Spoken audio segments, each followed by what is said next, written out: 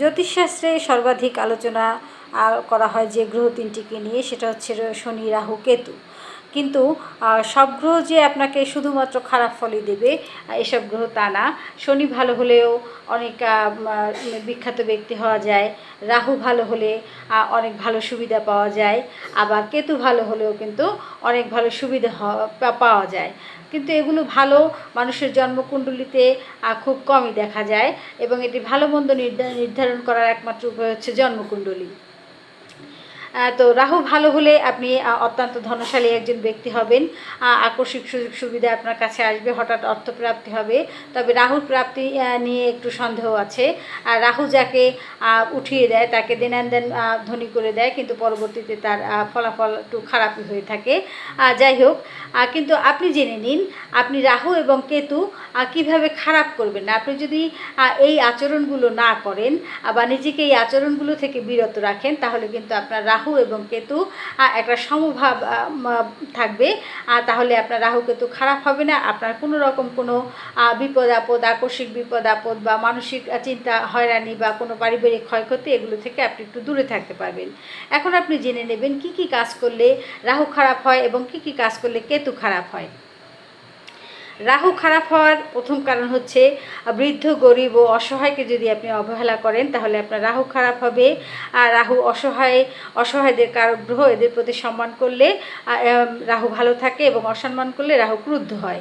প্রতারণা, ছলচাতুরি করা, মিথ্যা কথা বলা, ছলনা করা, একে অপরকে ঠকানো, এরকম কোনো কিছু যদি আপনি করেন, তাহলে আপনার রাহু কুপিত হবে।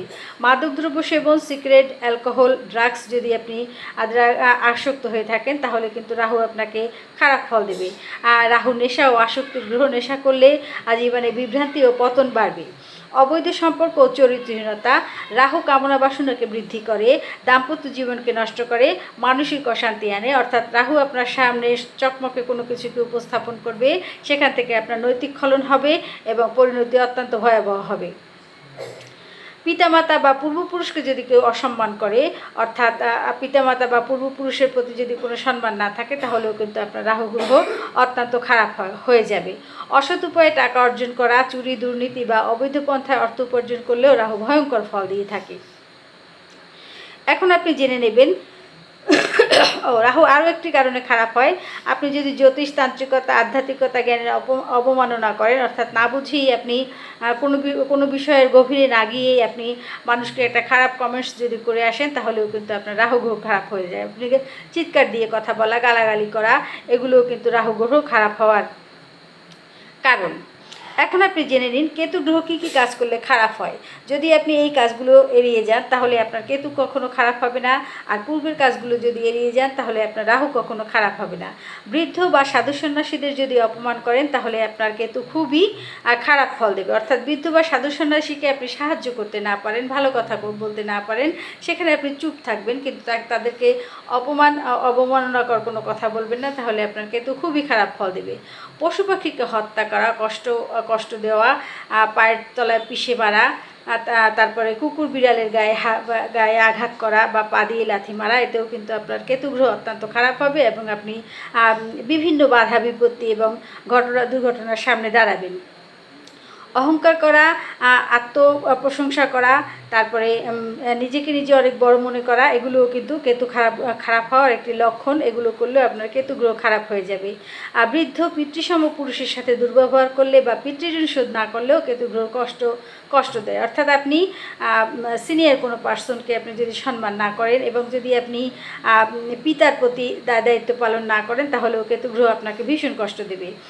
অশুদ্ধ খাদ্য, নেশা এবং অবৈধ সম্পর্ক কেতুর কুপ্রভাবকে বাড়িয়ে দেবে। অর্থাৎ আপনার যদি যে কোনো খাদ্যের রুচি থাকে, মানসম্পন্ন হোক বা মানসম্পন্ন না হোক, বা নেশার প্রতি বা অবৈধ সম্পর্কের প্রতি যদি আপনার ঝোঁক থেকে থাকে, আপনি কিন্তু পরবর্তীতে ভীষণ বিপদে পড়বেন। পরীক্ষার সময় প্রতারণা করলে বা অন্যকে ঠকালেও কেতু মানসিক চাপ তৈরি করবে আপনার। কুকুর বা নিঃস্ব মানুষের অবজ্ঞা করলে কেতু বিপদ ডেকে আনে। অর্থাৎ কুকুরের রাহু কেতু ভালো করার জন্য আমরা অনেক সময় কুকুরকে খাবার দেওয়ার কথা বলি। অর্থাৎ কুকুরকে যদি আপনি অকারণে মারেন বা কোনো প্রাণীকে কষ্ট দেন, তাহলেও কিন্তু কেতু আপনাকে ভীষণ খারাপ ফল দিবে। নিজের পূর্বপুরুষের স্মৃতি বা পিতৃপূজা অবহেলা করলে পিতৃদোষ এবং কেতুদোষ বেড়ে যায়। আর যেমন আপনি যদি আপনার পূর্বপুরুষের প্রতি সম্মান না রাখেন, আর তাদের উদ্দেশ্যে কোনো কিছু কোনো আচার অনুষ্ঠান না করেন, বা তাদের আত্মার শান্তির জন্য আপনি যদি কিছু না করেন, তাহলেও কেতু আপনাকে ভীষণ খারাপ ফল দেবে। এক্ষেত্রে আপনি যদি এই নিয়মগুলি মানতে পারেন, হ্যাঁ, তাহলে কেতু আপনাকে অত্যন্ত ভালো ফল দেবে, রাহু আপনাকে অত্যন্ত ভালো ফল দেবে। অর্থাৎ আপনি কর্ম ভালো করেন, আপনার কোনো রকম কোনো জ্যোতিষী, পাথর, তন্ত্রমন্ত্র কোনো কিছুর কাছে যেতে হবে না। আর জ্যোতিষী আপনাকে শুধু পাথরই দেবে না, আপনাকে মুক্তির পথ বলে দেবে।